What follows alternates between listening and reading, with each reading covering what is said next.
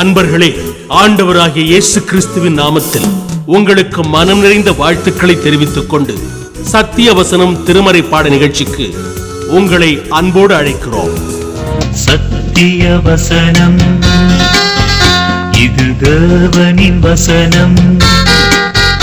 நாம் சோர்ந்து போகையில் கரம் கொடுக்கும் நம் தேவனின் வசனம், நம் தேவனின் வசனம்.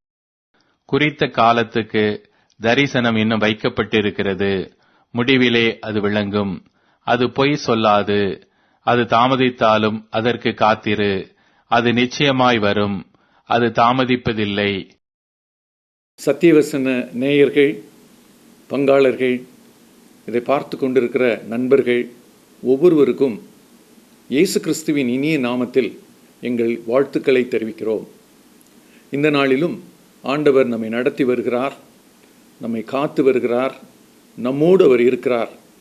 பல சூழ்நிலைகளை நாம் சந்தித்தாலும், பல இக்கட்டுக்களை நாம் சந்தித்தாலும் ஆண்டவர் நம்மோடு துணை இருப்பது நமக்கு இருக்கிற பெரிய பலம். இந்த நாளிலும் உங்களோடு கூட நான் பகிர்ந்து கொள்வதற்கு ஒரு தலைப்பை நான் யோசித்தேன். எல்லா நேரத்திலும் தேவன் உடனடியாக செயல்படுவாரா? இந்த கேள்வி நமக்கு அநேக நேரங்களில் வரும். ஏனென்றால் நாம் எப்படிப்பட்ட உலகத்தில் வாழ்கிறோம் என்றால், கேட்டவுடன் கிடைக்க வேண்டும், கேட்டவுடன் எல்லாம் வந்துவிட வேண்டும் என்று நினைக்கிற உலகத்தில் வாழ்கிறோம். எல்லாமே இன்ஸ்டண்ட்டாக வேணும் அப்படிங்கிற ஒரு சூழ்நிலையிலே நாம் வாழ்ந்து கொண்டிருக்கிறோம். இப்படியே நாம் வாழ்வதனால ஆண்டவருடைய சமூகத்துக்கு நாம் வந்து ஜெபிப்பதும், ஜெபிக்கும் காரியங்களுக்கு பதிலை பெறுவதும் கூட அநேக நேரங்களிலே உடனடியாக நமக்கு பதில் வேண்டும் என்று எதிர்பார்க்க தொடங்கி விடுகிறோம்.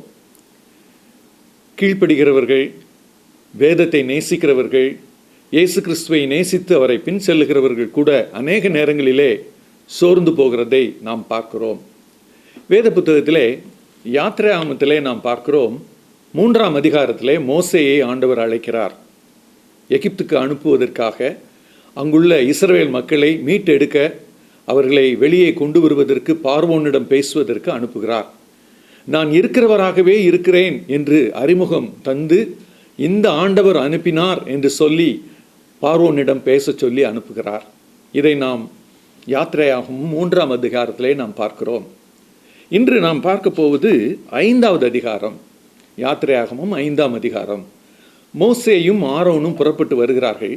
பார்வோனின் அரண்மனைக்கு செல்லுகிறார்கள். பார்வோனை சந்தித்து அங்கே பேச ஆரம்பிக்கிறார்கள். என் ஜனங்களை போக விட வேண்டும் என்று கர்த்தர் சொல்கிறார். வனாந்தரத்திலே பண்டிகை கொண்டாடும்படி என் ஜனங்களை போக விட வேண்டும் என்று சொல்கிறார். இந்த வார்த்தையை அவர்கள் சொல்கிறார்கள் பார்வோனுடைய சமூகத்திலே.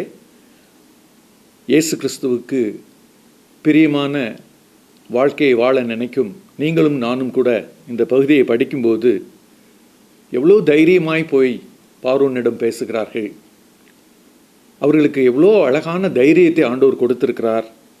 அவர்களுடைய கீழ்ப்படிதல் எவ்வளவு உயர்ந்த கீழ்ப்படிதலாக, நாம் எல்லாரும் ஆச்சரியப்படத்தக்க கீழ்ப்படிதலாக இருக்கிறது என்று நாம் வியந்து பார்ப்போம். உண்மைதான், அவர்கள் கீழ்ப்படிதலை ஆண்டவருக்கு காண்பித்து ஆண்டவர் தந்த தைரியத்தோடு உள்ளே போய் பேசுகிறார்கள். ஆனால் அங்கே பதில் என்ன கிடைக்கிறது? நான் இஸ்ரவேலை போகவிட கர்த்தரின் வார்த்தையை கேட்கிறதற்கு அவர் யார்? நான் கர்த்தரை அறியேன், நான் இஸ்ரவேலை போக விடுவதில்லை. 2 வசனத்திலையுமே நீங்கள் பார்த்தீங்கன்னா கர்த்தர் சொல்லுகிற வார்த்தையிலே என் ஜனங்களை போக விடு அப்படின்னு ஆண்டவர் சொல்லுவார். என் ஜனங்கள் என்று உரிமையோடு அவர்களை சொல்லுவார். ஆனால் பார்வோன், அங்குதான் அவர்கள் வாழ்கிறார்கள், அவர்களை குறிப்பிட்டு சொல்லும்போது இஸ்ரவேலை நான் போக விடுவதில்லை என்று சொல்கிறார். அப்போ அவருடைய பார்வையிலே இஸ்ரவேல் மக்கள் முழுவதும் அடிமைப்பட்டு கிடக்கிறார்கள். அவர்களால் ஒன்றும் செய்ய முடியாது. அவர்களுக்காக யாரோ 2 பேர் வந்து பேசுகிறாங்க, கர்த்தருடைய நாமத்தை சொல்கிறாங்க. நான் ஏன் இதற்கு கீழ்ப்படிய வேண்டும்? நான் ஏன் இந்த சத்தத்திற்கு செவி கொடுக்க வேண்டும்? இந்த ஒரு பதிலை தான் அவர் தருகிறார். நீங்கள் பார்த்தீங்கன்னா அந்த பதிலை வாங்கி கொண்டு வெளியே வருகிறார்கள். அப்படி வரும்போது அவர்கள் பாதிக்கப்பட்டு வெளியே வருகிறார்கள். எப்படிப்பட்ட பாதிப்புன்னு சொன்னால், பார்வோன் இதை எப்படி எடுத்துக்கிறாருன்னு சொன்னால், ஜனங்கள் அவங்களுக்கு ஓய்வு நேரம் அதிகமாகிடுச்சு, வேலை சரியாக செய்கிறதில்ல, அதனால தான் பலியிட போகணுன்னு கேட்குறாங்க. அப்போ என்ன செய்யுங்க, அவங்களுக்கு வேலை அதிகமாக்குங்கள், செங்கல் அறுப்பதற்கு வைக்கோல்களை தராதிருங்கள், அவங்களே போய் தாளடிகளை தேடிக்கொள்ளட்டும், வேலையை கடினமாக்குங்கள், ஆளொட்டிகளை நியமித்து அவர்களை விரட்டு விரட்டி வேலை வாங்கும்படி உத்தரவிடுகிறார். பாருங்கள், ஒரு நன்மை கிடைக்கும் என்ற முயற்சியோடு அவர்கள் உள்ளே போகும்போது அங்கே நாம் என்ன காட்சியை பார்க்கிறோம்? கீழ்ப்படிந்து உள்ளே செல்லுகிற மோசே, கர்த்தருடைய சத்தத்தை கேட்டும் காது கொடுத்து கேட்டும் கீழ்ப்படியாத பார்வோன். முதல் குறிப்பாக நான் பகிர்ந்து கொள்கிறேன். கீழ்ப்படிந்த மோசேயையும் அங்கே பார்க்கிறோம், கீழ்ப்படியாத பார்வோனையும் பார்க்கிறோம். இந்த ரெண்டு பேருக்கும் இருக்கக்கூடிய ஒரு பெரிய ஒரு வேறுபாடு என்னன்னா, மோசேயும் ஆரோனும் கர்த்தரை நன்றாக அறிந்தவர்கள், அவர் சொல்லி அவர்கள் இதை செய்கிறார்கள். ஆனால் பார்வோன் உண்மையிலேயே அவனை பொறுத்தமட்டில் இஸ்ரவேல் ஜனங்கள் மிகவும் ஒடுக்கப்பட்ட ஜனங்கள், அவர்களை வைத்து வேலை வாங்க வேண்டும், அவர்களை வைத்து நாம் பயனடைய வேண்டும், அவ்வளோதான் அவர் யோசிக்கிறாரே ஒழிய அவர்களுக்கு ஒரு நன்மை வர வேண்டும் என்று சொல்லி அவருடைய மனதில் கொஞ்சம் கூட யோசனை இல்லை. அப்படிப்பட்ட ஒரு மனிதராக அவரை நாம் பார்க்கிறோம். இதனுடைய விளைவு என்ன நம்ம பார்க்குறோம்? தேவனுக்கு கீழ்ப்படிந்த அவர்களுக்கு ஒரு பெரிய ஆசீர்வாதமான பதில் கிடைத்திருந்தால் நீங்களும் நானும் கூட அவர்களோடு சேர்ந்து சந்தோஷப்படுவோம். பாருங்க, கீழ்ப்படிஞ்சாங்க, போனாங்க, கேட்டாங்க, உடனே கொடுத்துட்டாங்க, அவர் புறப்பட்டு போக சொல்லிட்டாரு அப்படிங்கிற மாதிரி நம்ம பேசுவோம். ஆனால் ஆண்டவராகிய தேவன் தன்னுடைய கையிலே வைத்திருக்கிறார். ராஜாவானாலும் அவர் கையில் தான் இருக்காங்க, யாராக இருந்தாலும் அவர் கையில் தான் இருக்காங்க. அவர் சொன்னா தான் அங்கே காரியங்கள் நடக்கும். அப்போ ஏன் ஆரோனையும் அந்த மோசையும் அப்படி பயன்படுத்துகிறார்? கடவுளுக்கு அவர்களை குறித்தும் ஒரு நோக்கம் இருந்தது. அவர்கள் போக வேண்டும், கேட்க வேண்டும், இந்த பதிலுக்குரிய விளைவை அவர்கள் பார்க்க வேண்டும் என்று சொல்லி ஆண்டவர் விரும்பினார். அதனுடைய விளைவு என்ன தெரியுமா? ரெண்டாவது குறிப்பாக நான் உங்களோடு பகிர்ந்து கொள்கிறேன். கோபமடைந்த இஸ்ரவேல் ஜனங்கள், அவங்களுக்கு வேலை அதிகமான உடனே இஸ்ரவேல் மக்கள் வெறுப்படைந்தார்கள், ஏமாற்றம் அடைந்தார்கள். அவர்கள் முந்தின சாப்டரில் நீங்கள் பார்த்தீங்கன்னா 4வது அதிகாரத்தில் மோசே முதல்ல போய் சொல்லுவார், கர்த்தர் அந்த மாதிரி சொல்லியிருக்கிறாரு, நாங்கள் வந்திருக்கிறோம், நாங்கள் போய் பார்வோனை சந்திக்க போகிறோம் அப்படின்னு சொல்லி அவர்கள் சொன்ன உடனே 31வது வசனத்தில், ஜனங்கள் விசுவாசித்தார்கள், கர்த்தர் இஸ்ரவேல் புத்திரரை சந்தித்தார் என்றும் அவர்கள் படும் உபத்திரவங்களை கண்ணோக்கி பார்த்தார் என்றும் அவர்கள் கேட்டபோது தலை குனிந்து தொழுது கொண்டார்கள். அப்படிப்பட்ட ஒரு சூழல் அங்கே போன சாப்டரில் நிகழ்கிறது, யாத்திரையாகும் 4வது அதிகாரத்தில். ஆனால் 5வது அதிகாரத்தில் சொன்ன வேலையை அவங்க ஆரம்பிக்கிறாங்க.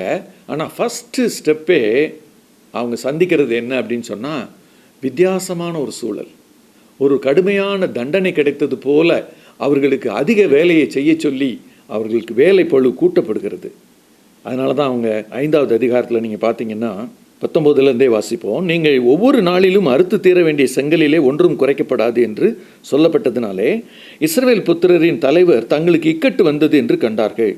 அவர்கள் பார்வோனுடைய சமூகத்தை விட்டு புறப்படுகையில் வழியில் நின்ற மோசேக்கும் ஆரோனுக்கும் எதிர்பட்டு அவர்களை நோக்கி, நீங்கள் பார்வோனின் கண்களுக்கு முன்பாகவும் அவருடைய ஊழியக்காரர் கண்களுக்கு முன்பதாகவும் எங்கள் வாசனையை கெடுத்து எங்களை கொல்லும்படி அவர்கள் கையிலே பட்டயத்தை கொடுத்தது நிமித்தம் கர்த்தர் உங்களை பார்த்து நியாயம் தீர்க்க கடவர்கள். அவங்களுக்கே ஒரு வெறுப்பு வந்துருச்சு. யார் மேலே? மோசே மேலே, ஆரோன் மேலே. பேசாமையாவது உங்க விட்டுருக்கலாம். கர்த்தர் சொன்னார்னு உள்ளே வந்தாங்க, கர்த்தருக்கு கீழ்ப்படுகிறோம் என்று சொல்லி பார்வோனை போய் சந்தித்தார்கள். ஆனால் விளைவு என்ன?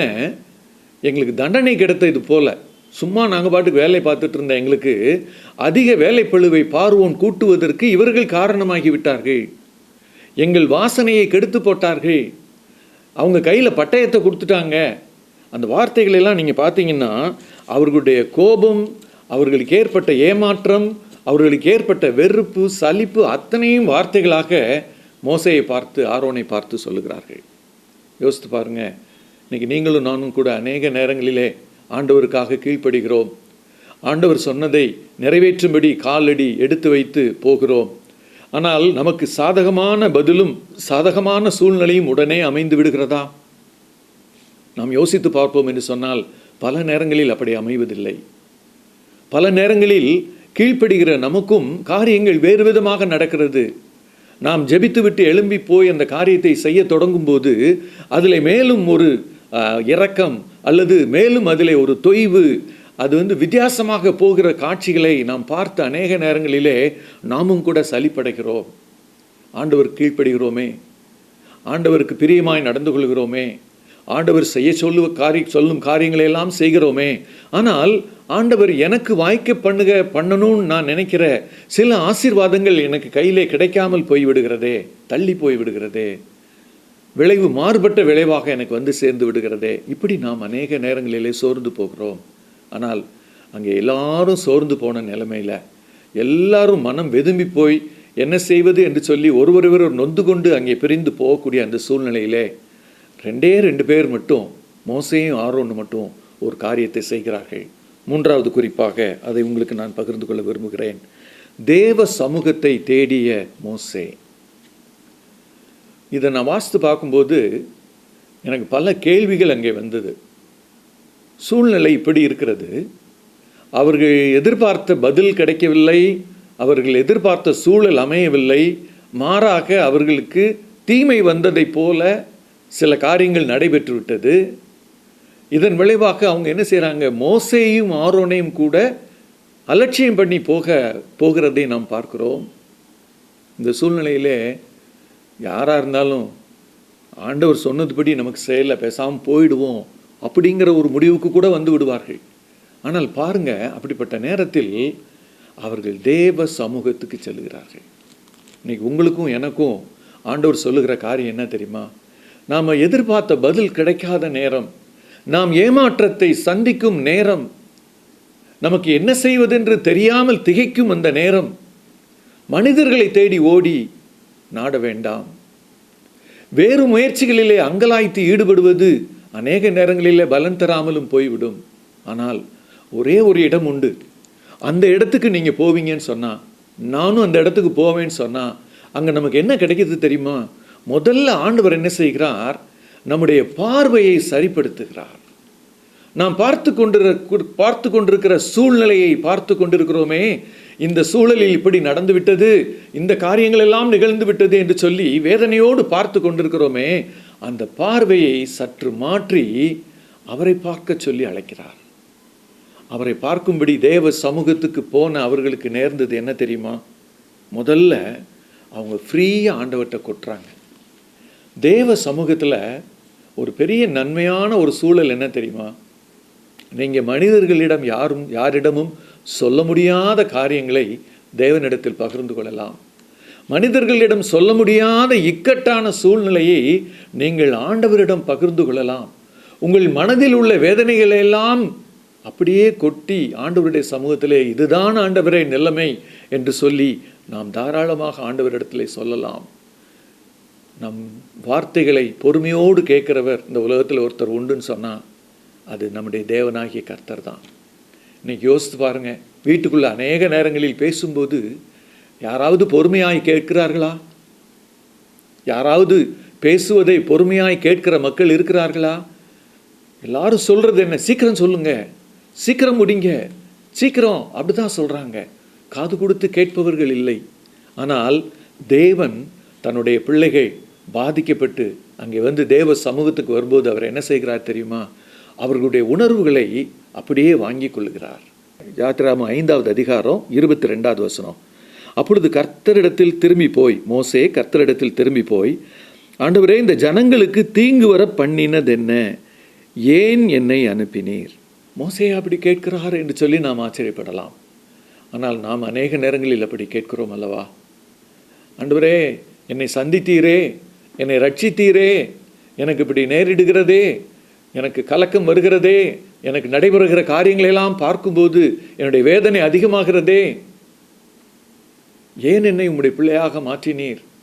ஏன் என்னை இந்த வாழ்க்கையில் இந்த காரியத்தை செய்யும்படி அழைத்தீர் என்று சொல்லி அநேக நேரங்களிலே கேள்வி கேட்கிறோம். ஒருவேளை ஆண்டவர் இந்த கேள்வி கேட்ட மோசையை பார்த்து கோபப்படவில்லை, வருத்தமடையவில்லை. நீ என்னப்பா அதுக்குள்ளே இப்படி ஆயிட்ட அப்படிலாம் சொல்லலை. அவர் என்ன செய்கிறார்? அடுத்த வார்த்தையும் கேட்கிறார். நான் உம்முடைய நாமத்தை கொண்டு பேசும்படி பார்வோனிடத்தில் பிரவேசித்தது முதல் அவன் இந்த ஜனங்களை உபத்திரவப்படுத்துகிறான். நீர் உம்முடைய ஜனங்களை விடுதலையாக்கவில்லையே. பாருங்க, ஆண்டவரிடத்தில் பதில் கிடைக்காத போது நாம் ஆண்டவருடைய சமூகத்துக்கு வருவதை தவிர்க்க பார்க்கிறோம். ஜெபம் பண்ணி பிரயோஜனம் இல்லைன்னு சொல்லி யோசிக்க பார்க்கிறோம். ஆனால் இவர் என்ன செய்கிறார்? ஆண்டவருடைய சமூகத்துக்கு போகிறார். அது ஒரு நல்ல ஒரு முன்மாதிரி. அடுத்து தன்னுடைய 2 பிரச்சனைகளையும் அப்படியே சொல்லுகிறார். என்னை ஏன் அனுப்பினீர்? அதே போல இந்த ஜனங்களை நான் போய் கேட்டது முதல் இவன் உபத்திரப்படுத்துகிறான். பார்வோன் ஜனங்களை விடுதலையாக்கவில்லையே உடைய ஜனங்களை. அன்பான நேயர்களே, அன்பான நண்பர்களே, நாமும் கூட இப்படிப்பட்ட சூழ்நிலைகளில் சிக்கி தவிக்கிறவர்களாய் இருக்கலாம். நம்மை யாரும் புரிந்து கொள்ள மாட்டேன் என்கிறார்களே, நான் பேசுவதை யார் கேட்கிறார்? என் வேதனையை யார் பார்க்கிறார்? என்னை வெளியே கொண்டு வந்து விடுவதற்கு யார் இருக்கிறார் என்று சொல்லி நாம் அங்கலாய்க்கிறோம். வேதத்தை படித்து பார்க்கும்போது இப்படிப்பட்ட சூழ்நிலையில்தான் ஆண்டவர் இறங்கி வருகிறார். ஆண்டவர் அவர்களுக்காக யுத்தம் பண்ணுகிறார். ஆண்டவர் அவர்களை மீட்டெடுக்கிறார் என்பதை அடுத்தடுத்த அதிகாரங்களில் நாம் பார்க்கலாம். இந்த நேரத்திலும் உங்களோடு சேர்ந்து நான் செபிக்க விரும்புகிறேன். கண்களை மூடி நாம் செபிப்போமா?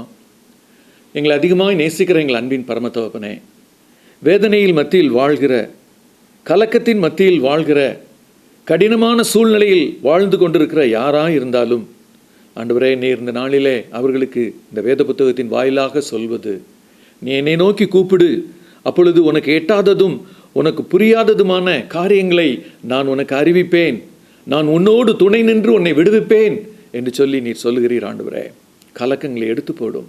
அன்று மோசே ஜெபித்த போது அவனுக்கு இருந்த கலக்கத்தை எடுத்து போட்டீர் சுவாமி. அவனுக்கு இருந்த எல்லா பாரங்களையும் எடுத்து போட்டீர் சுவாமி. அடுத்த சாப்டர்லே நாங்கள் வாசிக்கிறோம், ஒரு உற்சாகத்தோடு மீண்டும் பார்வோனை சந்திக்க அவர் போகிறார். ஆண்டவரே, நாங்களும் கூட எங்களுடைய வாழ்க்கையிலே மீண்டும் எங்களுடைய வேலைகளை உற்சாகமாய் செய்ய, மீண்டும் அதே சூழ்நிலையில் தைரியமாய் அதை ஃபேஸ் பண்ண எங்கள் ஒவ்வொருவருக்கும் கிருபையும் பலனும் தரும்படி நாங்கள் செபிக்கிறோம்.